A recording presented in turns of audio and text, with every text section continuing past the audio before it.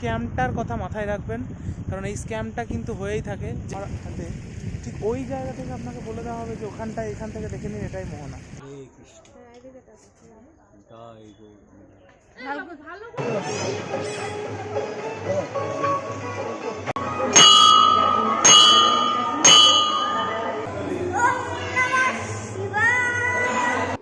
পুরী বাঙালির second home. Chaitanya মহাপ্রভুর লীলাভূমি এই জগন্নাথ ধাম। এই পুরী মনে হয় আমাদের সকলের অত্যন্ত প্রিয়। পুরী তাই সকলের কাছে চিরনবীন। ট্রাভেল উইথ শান্তশ্রী আজকে দর্শকদের জন্য পুরীর স্থানীয় জায়গাগুলি নিয়ে আসবে। পুরী মোহনায় এখানে একটি জিনিস আপনাদের বলে রাখি, আপনাদের সাথে একটা স্ক্যাম হতে পারে। স্ক্যামটা হচ্ছে কি, আপনাকে মেন রাস্তা থেকে দাঁড় করিয়ে বলে দেওয়া হবে যে এটাই হচ্ছে মোহনা, আপনারা এখান থেকে দেখে নিন। কিন্তু আপনারা যে অটো বা টোটোর সাথে কথা বলবেন সেখানেই বলে নেবেন যে আমরা কিন্তু মোহনার সঠিক লোকেশনে যাব, কারণ ওনারা যেটা করেন যে পুরীর যে মেন রাস্তা সেখান থেকেই ওনারা দেখিয়ে বলে দেন যে দেখুন ওইটা হচ্ছে মোহনা, আপনারা এখান থেকে মোহনা দেখে নিন বা হেঁটে যেতে পারেন।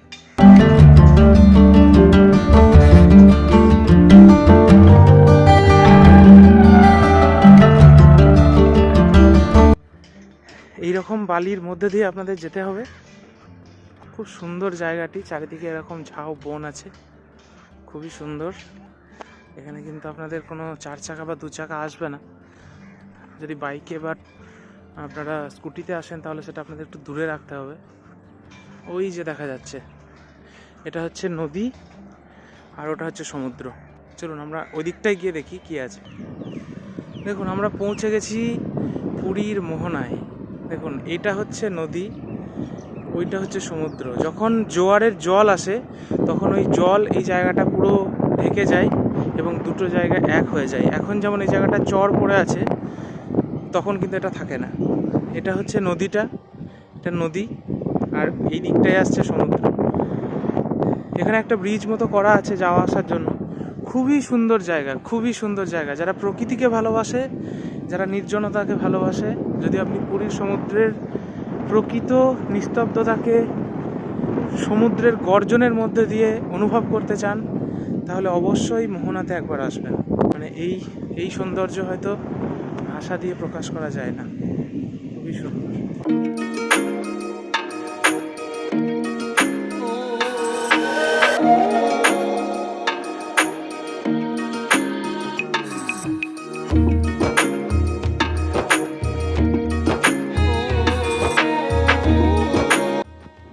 এক্ষেত্রে একটি বিষয় আপনারা মাথায় রাখবেন, যে টোটো নিয়ে বা অটো নিয়ে আপনারা মোহনা দেখতে আসবেন তাকে বলে রাখবেন আপনারা স্টারলিং হোটেলের কাছে নামবেন এবং মোহনা দেখবেন।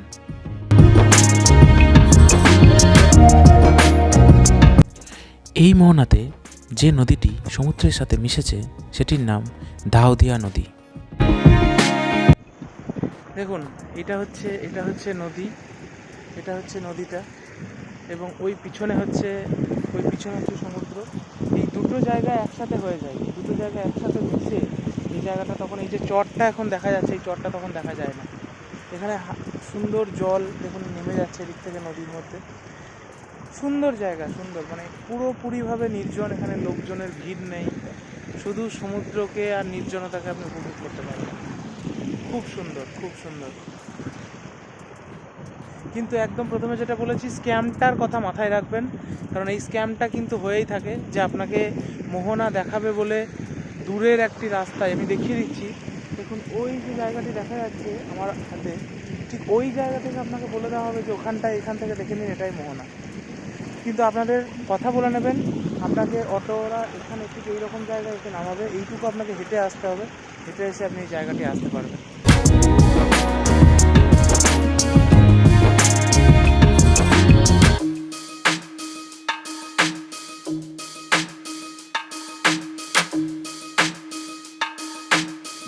তো কেমন লাগলো দীঘা মোহনা আপনারা অবশ্যই জানাবেন, কমেন্ট করে জানাবেন। যদি আপনারা এখানে এক্সট্রা কিছু দেখে থাকেন তাহলে সেটাও জানাবেন।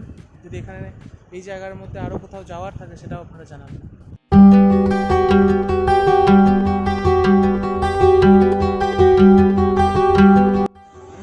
মোহনা দেখে এসে আমরা এখন রয়েছি গুপ্ত বৃন্দাবন। গুপ্ত বৃন্দাবনে আপনাকে টোটো এসে নামিয়ে দেবে, ওখান থেকে আপনি জুতো ওখানে খুলে আসতে পারেন, বা এখানে শু স্ট্যান্ডও আছে। তো যাই হোক, যদি আপনি টোটোতে বা অটোতেও শু খুলে আসেন, তাহলে খুলে এসে জাস্ট 2 মিনিট হেঁটে আপনি এখানে গুপ্ত বৃন্দাবনে ঢুকতে পারবেন।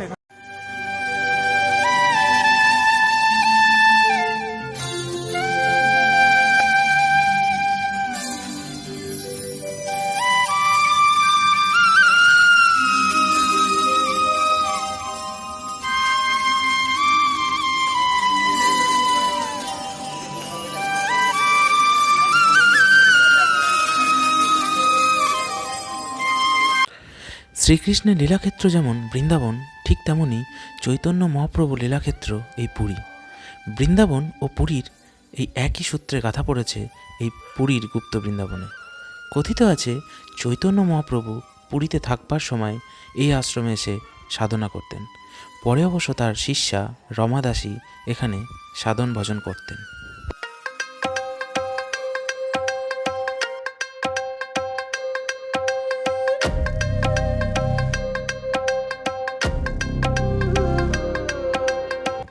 গুপ্ত বৃন্দাবনে প্রবেশ করার জন্য আপনাকে 10 টাকা দিয়ে একটি টিকিট কাটতে হবে।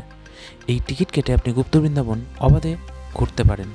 এর সাথে ছবি বা ভিডিও আপনি অবাধেই করতে পারবেন।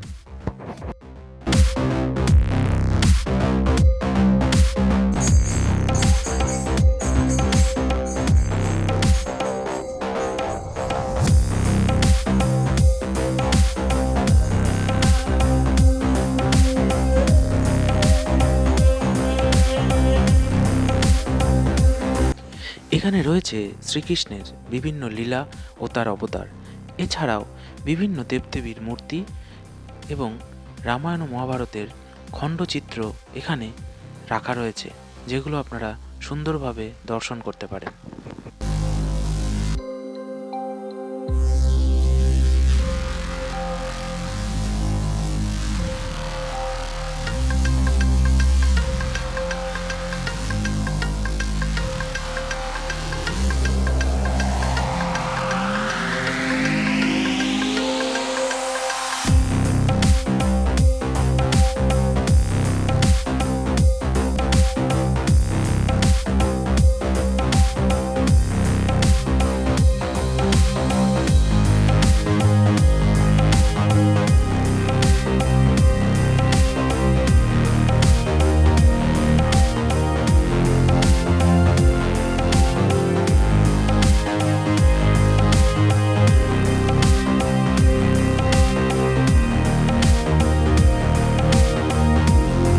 গুপ্ত বৃন্দাবন আমাদের দেখা মোটামুটি শেষ হলো। আমরা যদিও এখনও ভিতরেই রয়েছি, তবুও বেশ সুন্দর জায়গা।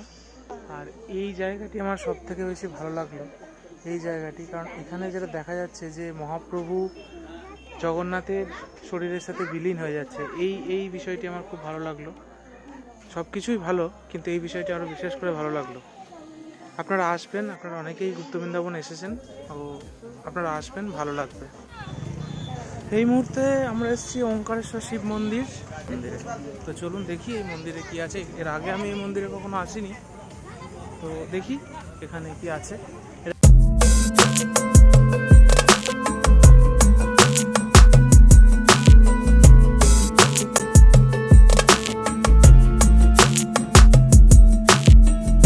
মন্দিরে প্রবেশ করতেই প্রথমে আমাদের মহাদেবের বাহনের দেখা পেয়ে গেলাম।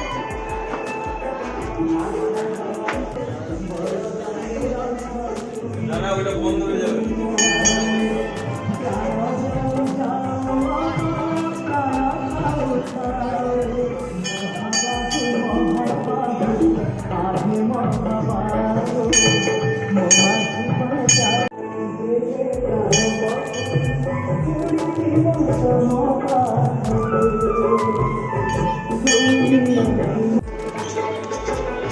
অনেক পাখি আছে, বিভিন্ন ধরনের পাখি রয়েছে।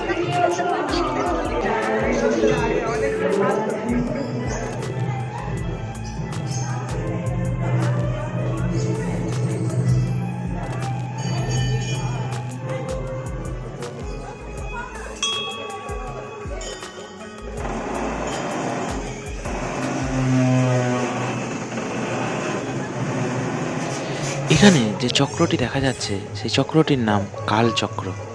এছাড়াও এখানে রয়েছে বিভিন্ন দেবদেবীর মূর্তি, যেমন বিষ্ণুদেব, মহালক্ষ্মী, গণেশজি, রাধাকৃষ্ণ এবং জগন্নাথ দেবের মূর্তি।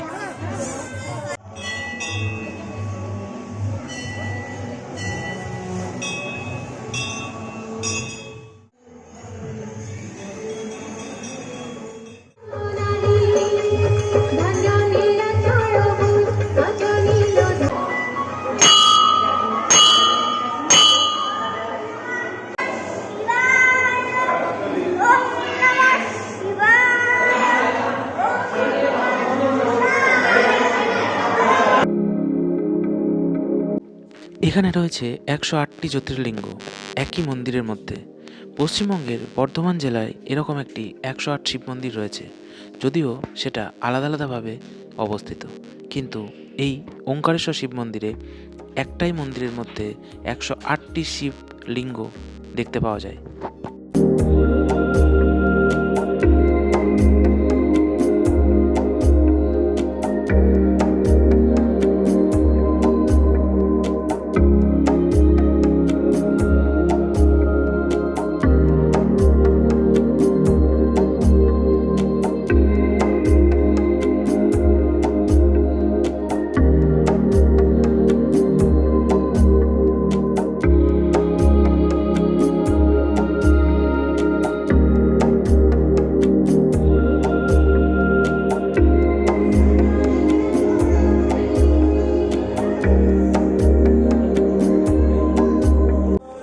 আমরা দেখলাম ওঙ্কারেশ্বর শিব মন্দির, জায়গাটি বেশ ভালো এবং বিশেষভাবে আমাকে যেটা ভালো লাগলো সেটা 108টি শিব একসাথে একটি মন্দিরের মধ্যে রয়েছে।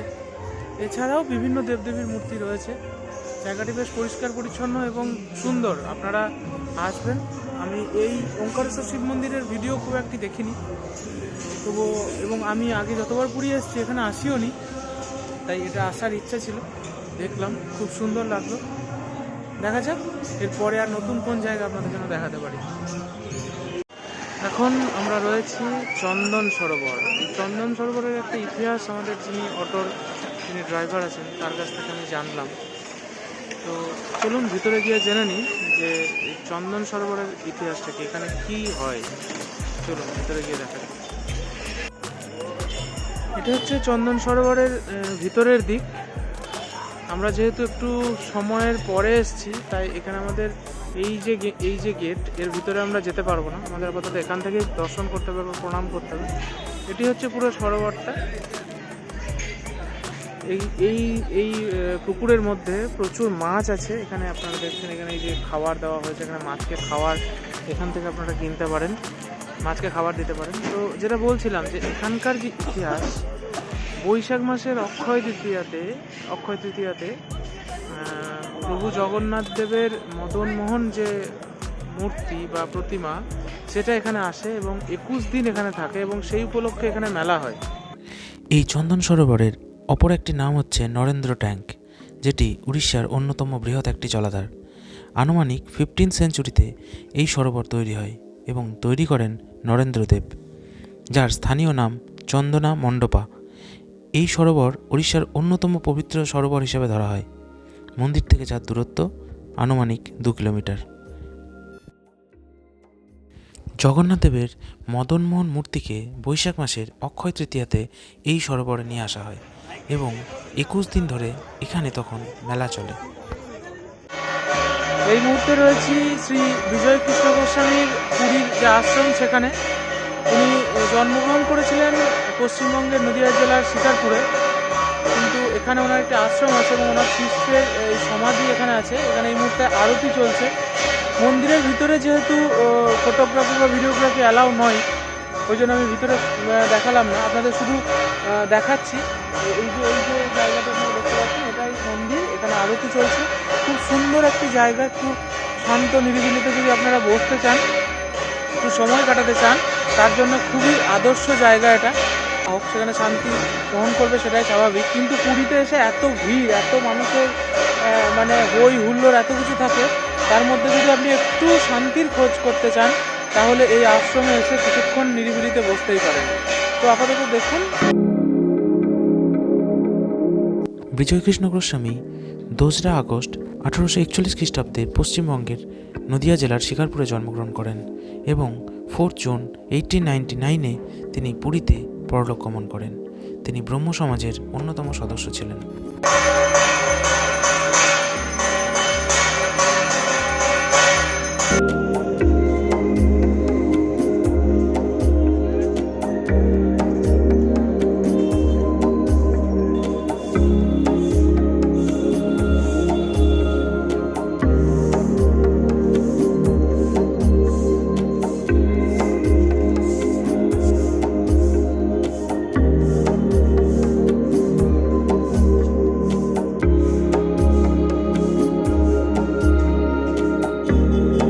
আপাতত আজকের দিনের আমাদের সাইট সিনের মধ্যে যে ছিল, যে জায়গাগুলো দেখানোর কথা ছিল, তার মধ্যে আমরা একদম শেষ জায়গায় চলে এসেছি। সেটা হচ্ছে বুদ্ধ মন্দির। তো এখানে আমরা আগেও একবার এসেছিলাম। জায়গাটি খুব সুন্দর। আপনারা দেখুন পিছনে হচ্ছে মন্দিরটি আছে। এখানে দিনের বেলা আসলে যেটা দেখা যায়, এই জায়গাগুলোতে বিভিন্ন রকম এই ধরনের স্থাপত্য তৈরি হয় কাঠের এবং পাথরের। সেগুলো দেখতে খুব সুন্দর লাগে, যেটা আগের বার এসে দেখতে পেয়েছিলাম, কিন্তু এবার সেটা দেখার সৌভাগ্য হলো না, কারণ যেহেতু আমরা সন্ধ্যের দিকে এসেছি সেগুলো বন্ধ হয়ে গেছে। এদিকেও দেখুন বিভিন্ন রকমের মূর্তি বানানো রয়েছে পাথরের। এদিকেও দেখুন, এদিকে বিভিন্ন রকম মূর্তি বানানো রয়েছে। এই ভিতরে একটি মিউজিয়াম আছে, এখানে একটি মিউজিয়াম আছে, যে মিউজিয়ামটার মধ্যে আমরা গিয়ে দেখতে পারবো এখানে বিভিন্ন রকমের পাথরের মূর্তি এবং কাঠের মূর্তি বা বিভিন্ন রকম জিনিস যেগুলো বিক্রি হয়। তো দেখা যাক, সেগুলো আমি যদি দেখাতে পারি আপনাদের দেখাচ্ছি। আপাতত আপনারা মন্দিরটি দেখুন।